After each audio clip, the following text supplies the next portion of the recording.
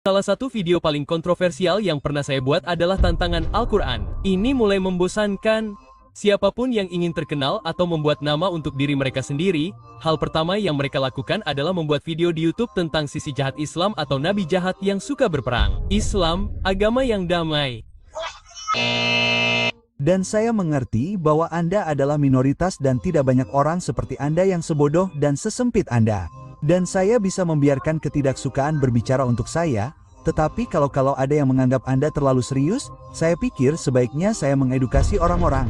Ayat Yesus Muhammad, semoga damai terlimpah kepada mereka berdua, karena mereka berdua adalah Nabi Islam. Dan karena alasan itu, saya akan menghormati keduanya karena mereka adalah manusia terbaik yang pernah hidup di bumi ini. Mengenai tuduhan pertama Anda tentang Nabi Muhammad SAW menikahi anak di bawah umur, yang dapat saya katakan adalah bahwa Islam adalah satu-satunya agama yang melarang pernikahan anak di bawah umur yang belum mencapai usia pubertas. Kenyataannya, di waktu yang berbeda, di tempat yang berbeda, dan dalam konteks yang berbeda, usia untuk menikah bervariasi. Bahkan di negara bagian AS, ada negara bagian yang mengizinkan 13, 14, dan 15 tahun. Berapa usia yang Anda rekomendasikan? Usianya bervariasi. Dan karena ini adalah ayat Yesus tentang Muhammad, mari kita bandingkan dengan konteks Yesus dengan tidak lain dari wanita terbaik yang pernah hidup di bumi ini, Maria, ibu Yesus. Dia menikahi Yusuf yang berusia 90 tahun ketika dia baru berusia 12 tahun.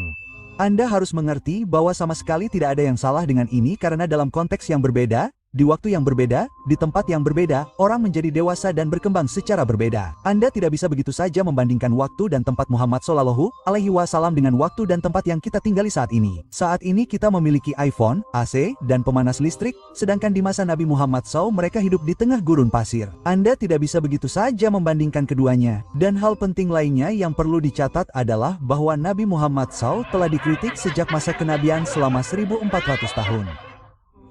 Namun, baru pada tahun 1905 masalah pernikahannya dengan Aisyah benar-benar menjadi masalah. Mengapa demikian? Karena itu adalah norma yang mutlak. Mereka telah berkembang lebih cepat dewasa, dan tidak seperti wanita masa kini. Masalah berikutnya tentang banyak istri yang Anda kemukakan. Pertama, baca Alkitab Anda. Abraham, berapa banyak istri yang dimilikinya? 2. Sarah dan Hajar.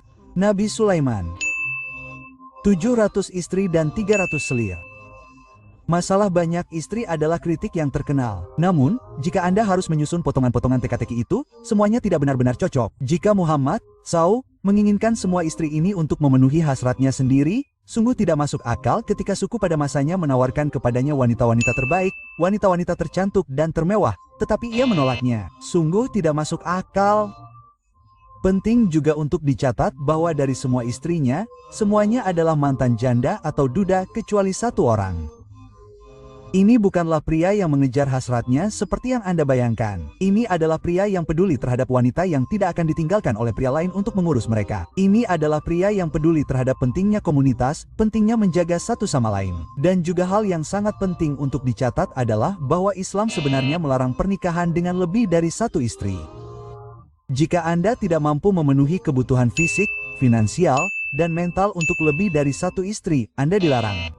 Dan meskipun begitu, jika Anda mampu, Anda memiliki sarana finansial, dan Anda secara fisik mampu untuk melayani lebih dari satu wanita, Anda dilarang jika Anda tidak tahu bagaimana memperlakukan mereka secara adil. Dan karena Anda mengemukakan masalah perzinaan, saya hanya akan memberitahu Anda bahwa 30 hingga 60% pasangan di AS benar-benar jatuh ke dalam perselingkuhan dan perzinaan. Anda tidak.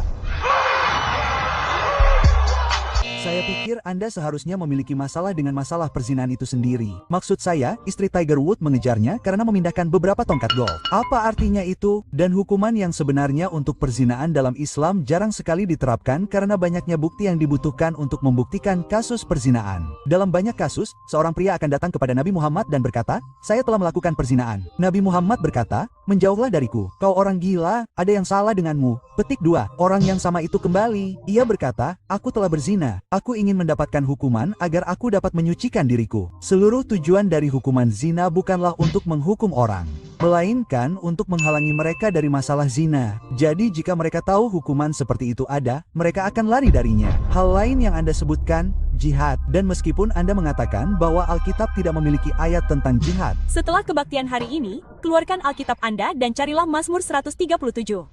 Dan Anda akan melihat bahwa teks kita sendiri memiliki bagian-bagian yang dapat membuat kita tidak nyaman. Dan Islam juga mengajarkan jihad, dan kita tidak menghindarinya. Bertentangan dengan apa yang Anda katakan, Muhammad yang berperang tidak pernah disiksa atau dianiaya seperti kita dianiaya. Para sahabat Muhammad disiksa dengan kejam.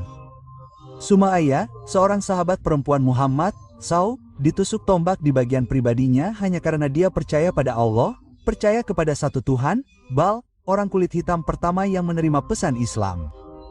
Dia adalah seorang budak Ethiopia. Dia menerima pesan Islam dan dia diberi hak pada saat tidak ada hak bagi kaumnya. Dia disiksa karena ini, bahkan di AS, orang-orang ini bahkan tidak diberi hak sampai 100 tahun yang lalu. Orang kulit hitam bahkan tidak dianggap sebagai manusia. Setelah bertahun-tahun bersabar, setelah bertahun-tahun penganiayaan, setelah bertahun-tahun penyiksaan, akhirnya Allah memberi izin kepada Muhammad untuk berperang. Tentu, kita bisa memberinya pipi yang lain, tapi itu hanya akan mengakibatkan banyak muslim mati.